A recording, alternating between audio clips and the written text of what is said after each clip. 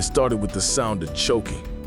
Benji Carter woke up to that sound, deep, rough, and desperate, coming from the bunk below him. His cellmate, the one they called Slick, was gasping for air, clawing at his throat like something inside him was burning. The small prison cell at Green River Correctional was dark, the air thick and hot, and Benji could only see flashes of movement in the dim red light from the hallway. He jumped down shouting for help, but in prison, screams in the night don't always bring guards. Sometimes they bring the wrong kind of attention. When the cell door finally opened, 2 guards rushed in, but their faces didn't look surprised. One of them, Officer Delaney, just stared at Slick's body as if he'd been expecting it. The other one told Benji to sit down, to shut up. Slick was dead within minutes, and before sunrise, his body was rolled out under a gray sheet, tagged and gone, like he had never been there. Benji couldn't sleep that night. He sat on the cold bunk, staring at the ceiling, heart pounding. Something about it didn't feel right. Slick had told him things about the prison, about guards smuggling in phones, drugs, and even weapons. He said he had proof. He said he was gonna hand it over. Now he was dead. The next morning, word spread fast. The yard was full of whispers. They got him before he could talk. It was a message. Someone inside wanted him gone. Benji's stomach turned. He'd seen bad things before, but this was different. Slick wasn't just another inmate. He was a man with secrets. Secrets about the people who ran the place, not just those locked in it. By lunchtime, the rumors had reached the warden's office. The official report said Slick died of a heart attack, but Benji knew better. He'd seen the bruises on his neck, the panic in his eyes. And when he got back to the cell that afternoon, something was missing.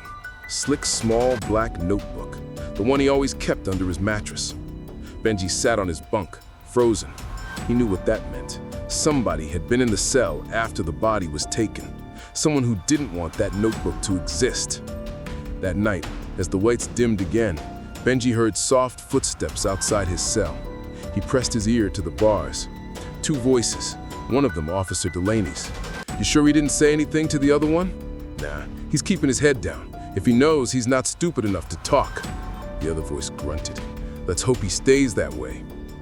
Benji backed away from the door, his pulse racing. Now he knew the truth. They thought he didn't know anything, but he did. He knew Slick's secrets were real, and now they were buried with him. Unless he told someone. But in a place like Green River, opening your mouth could be a death sentence. Still, that night Benji made a choice. He wasn't gonna end up like Slick. If he had to talk, he'd talk to the right people, not the guards. Someone outside, someone who could protect him. He reached under his mattress, feeling for the old toothbrush handle he'd sharpened, his only weapon. He wasn't sure who to trust or how deep this went, but one thing was clear. Slick didn't just die because of what he knew. He died because of who else knew it. And now, Benji was one of them. He didn't sleep that night, not a second. Every sound made him flinch. Every shadow looked like a threat. When the morning count began, he heard one of the guards call his name differently, slower, heavier. "Carter, step out. You're being moved." Benji froze. Moved? To where? He looked around, trying to read their faces, but no one met his eyes. He stepped forward slowly, his hands trembling. The guard cuffed him tight, leaned close, and whispered, "Your new cellmate's been waiting for you." Benji's heart dropped, because he already knew the last time someone got a new cellmate, he ended up dead. The cuffs were cold on Benji's wrists. He could hear them clink with every step as the guard led him down the long corridor. The prison lights flickered above, buzzing like angry insects. Every few steps, a camera blinked red, following him. He tried to breathe steady, but his heart was beating too fast. "Where are we going?" he asked quietly. The guard didn't answer. He just kept walking until they reached a heavy steel door with a small glass window. Inside, Benji could see another cell, darker, smaller, and colder than his last one. The nameplate outside said, "Block D, Isolation." Benji's stomach sunk. Isolation wasn't where they sent regular inmates. It was where they sent men they wanted forgotten. The door opened with a loud metallic screech. The guard pushed him inside. "This'll be home for a while," he said, then slammed the door shut. For a long moment, Benji just stood there, eyes adjusting to the dark. Then, he saw him. A tall man sitting on the lower bunk, arms crossed, eyes steady. His face was covered in faint scars, like a map of old fights. "Carter, right?" the man said in a deep, slow voice. "They told me you were coming." Benji hesitated. "Yeah, and you are?" The man grinned slightly. "Name's Royce. Don't worry, I don't bite." But there was something in his tone, calm, confident. Too calm for someone in isolation. Benji sat on the upper bunk, trying to keep distance. He didn't know if Royce was friend or trap. Hours passed in silence. The cell felt colder by the minute. Finally, Royce spoke again, low and careful. "So, what'd you do to land here? Or should I say, who'd you talk to?" Benji froze.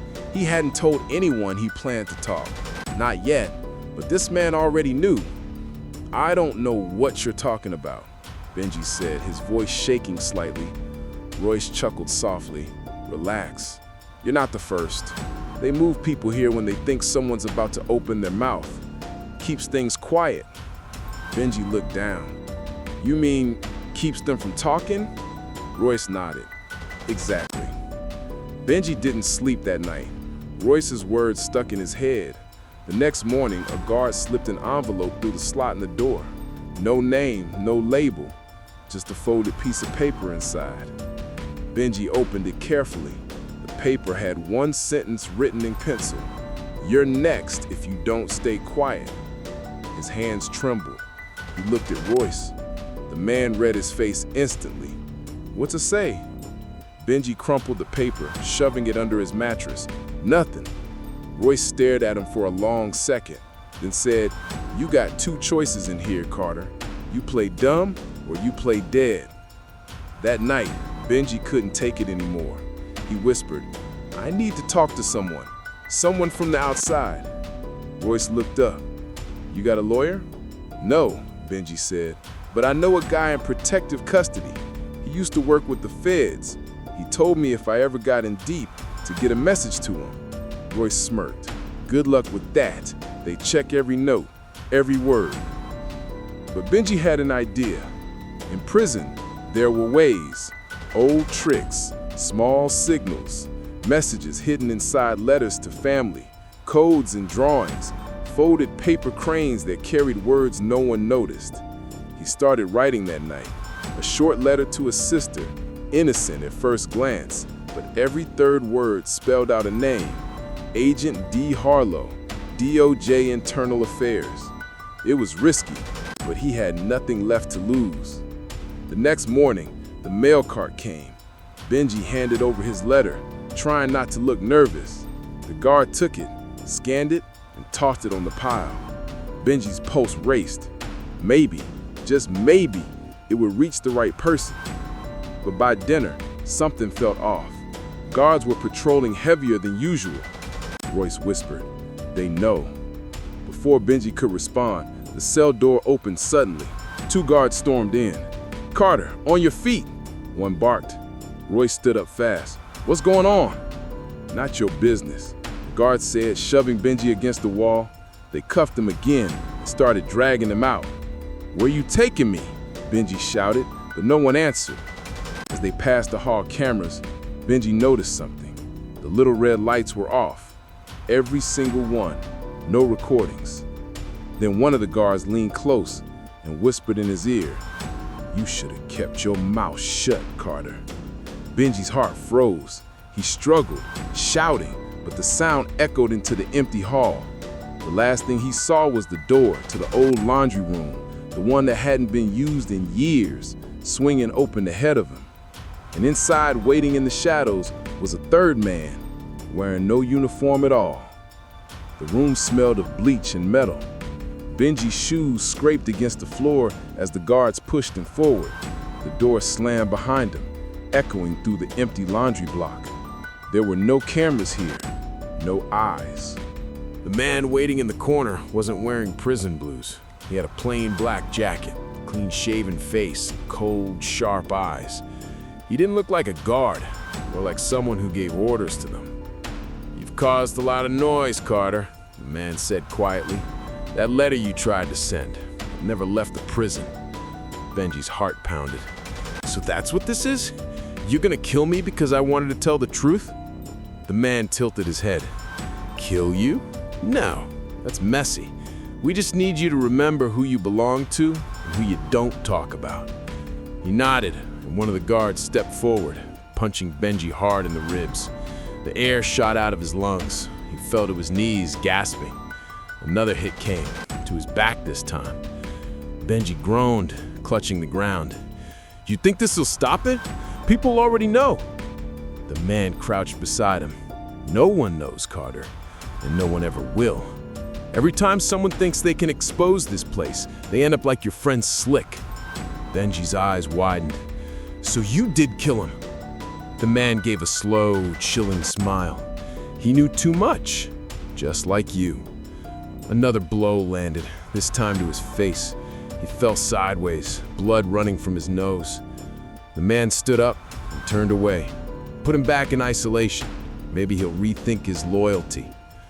But before they could lift him, the loudspeaker crackled, a sharp voice breaking through the silence. "Emergency lockdown! All units to cell block D! FBI inspection team entering facility!" The man froze. The guards looked at each other. Benji lifted his head, dazed but smiling weakly. Guess that letter did get out. The man's face hardened. "Move him, now!" The guards dragged Benji toward the door, but it burst open. Agents in black vests stormed in, shouting commands. "Hands up! Step away from the inmate!" Everything happened fast. Shouting, confusion, metal clanging. One guard tried to pull his weapon, but the agents tackled him down. The man in the jacket slipped toward the back exit, disappearing before anyone could grab him. An agent knelt beside Benji. "You Benjamin Carter?" Benji nodded slowly. "Yeah, you're late." The agent smiled faintly. "Better late than never." They lifted him up, wrapping a blanket around his shoulders as paramedics checked his pulse. His vision blurred, but he could hear the chaos. Radios, yelling, handcuffs clicking. For the first time in months, the sound didn't scare him. Later, as they loaded him into the ambulance outside, the night air hit his face. Cold, clean, and real. The prison lights glowed behind him, like a dying star. He asked one question, voice weak but steady. "What happens now?" The agent leaned close. "Now, you tell your story, every detail. The feds have been waiting a long time for someone like you to talk." Benji nodded. "Then I'll talk." Months later, the headlines told it all. Federal agents expose major smuggling ring inside Green River Correctional. Inmate informant helps bring down corrupt officers. But the truth behind those words was darker than any headline.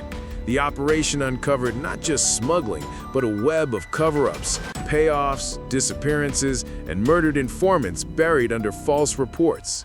Benji testified from a safe house under a new name. He lived quietly, far from the prison walls that nearly killed him.